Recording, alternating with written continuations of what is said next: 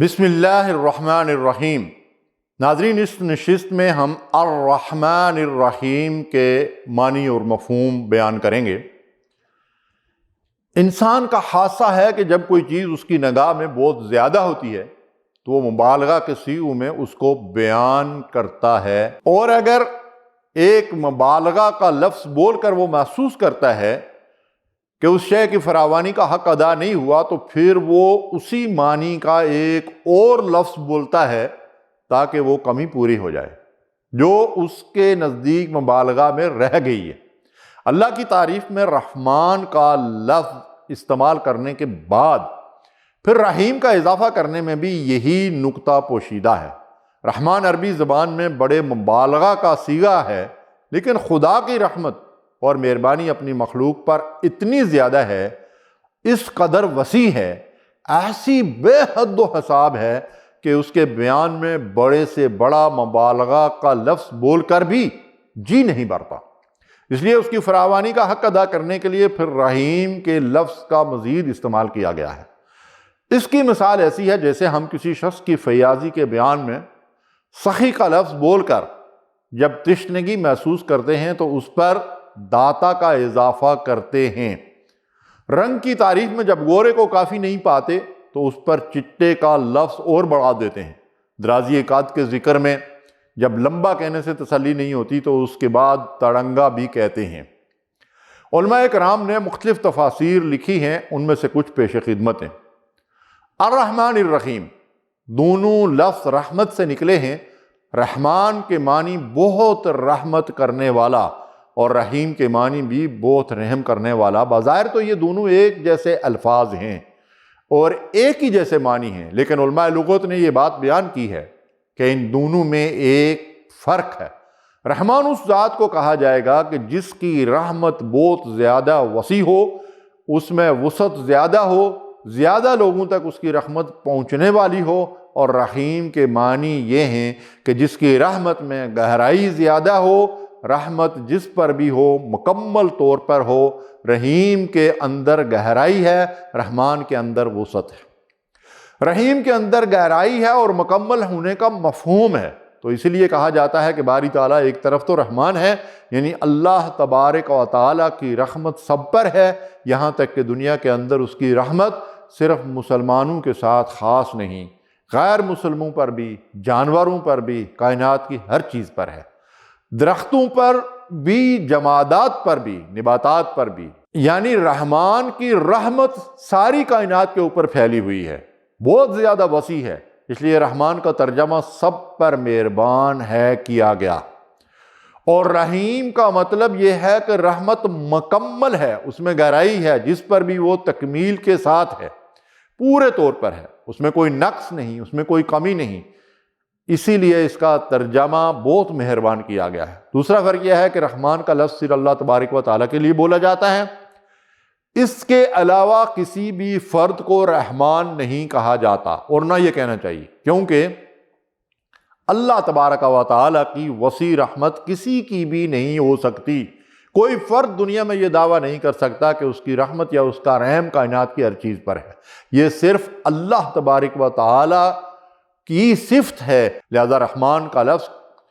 اللہ تبارک و تعالیٰ کے سوا کسی اور کے لیے استعمال کرنا ہرگز جائز نہیں۔ اگر کوئی شخص کسی انسان کو رحمان کہے تو یہ شرک ہوگا۔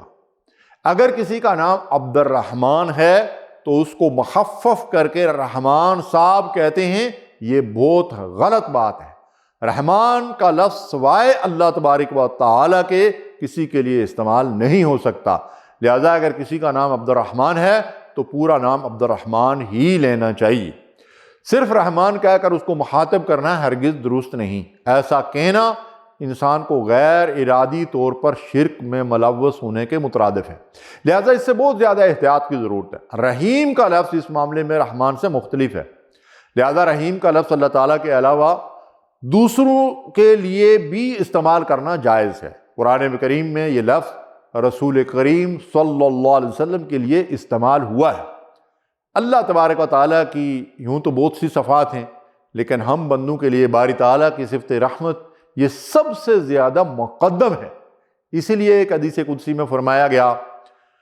اللہ تعالیٰ ارشاد فرماتے ہیں کہ میری رحمت میرے غصے پر غالب ہے، یعنی باری تعالیٰ بندوں پر رحم کرنا چاہتے ہیں۔ اس میں ہمارے لیے تعلیم یہ ہے کہ ہر انسان کے دل میں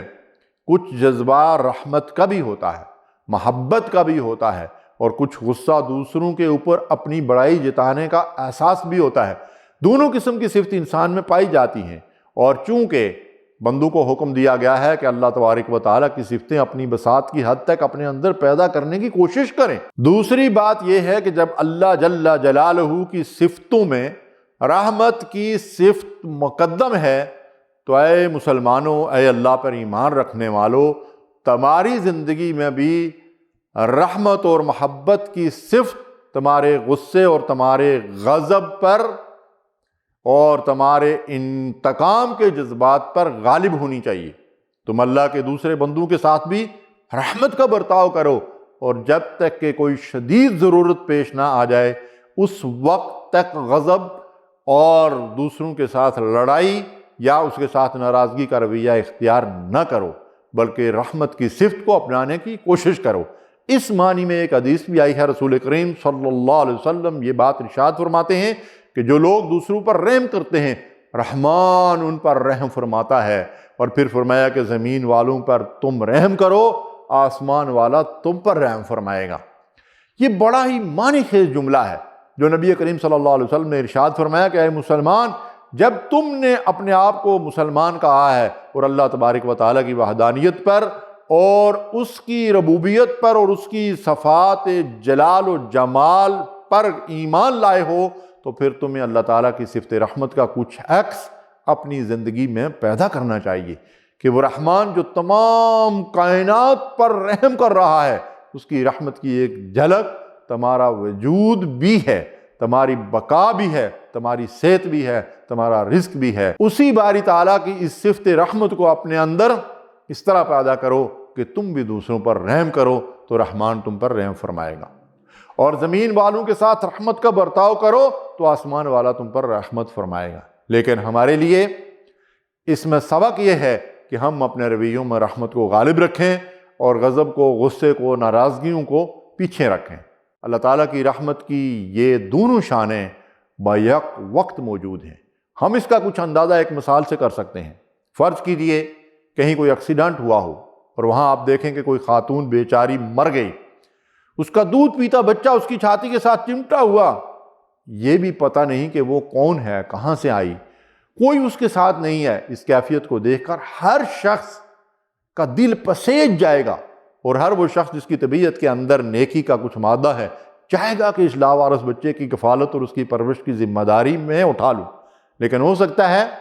کہ جذبات کے جوش میں آ کر یہ کام تو کر جائیں، لیکن کچھ دنوں کے بعد آپ کو پچھتاوا لاحق ہو جائے کہ میں خواہ یہ ذمہ داری لے بیٹھا اور میں نے ایک بوجھ اپنے اوپر ناحق طاری کر لیا۔ چنانچہ ہمارے اندر رحم کا جو جذبہ ابھرتا ہے وہ جلد ہی ختم ہو جاتا ہے، وہ مستقل اور دائم نہیں ہے، جبکہ اللہ کی رحمت میں جوش بھی ہے اور دوام بھی ہے، دونوں چیزیں بیک وقت موجود ہیں۔ ایک حدیث مبارکہ میں اللہ کے نبی صلی اللہ علیہ وسلم ارشاد فرماتے ہیں کہ اللہ رب العالمین نے اپنی رحمت کے 100 حصوں میں سے ایک حصہ اہل دنیا پر تقسیم فرمایا ہے، جس کی وجہ سے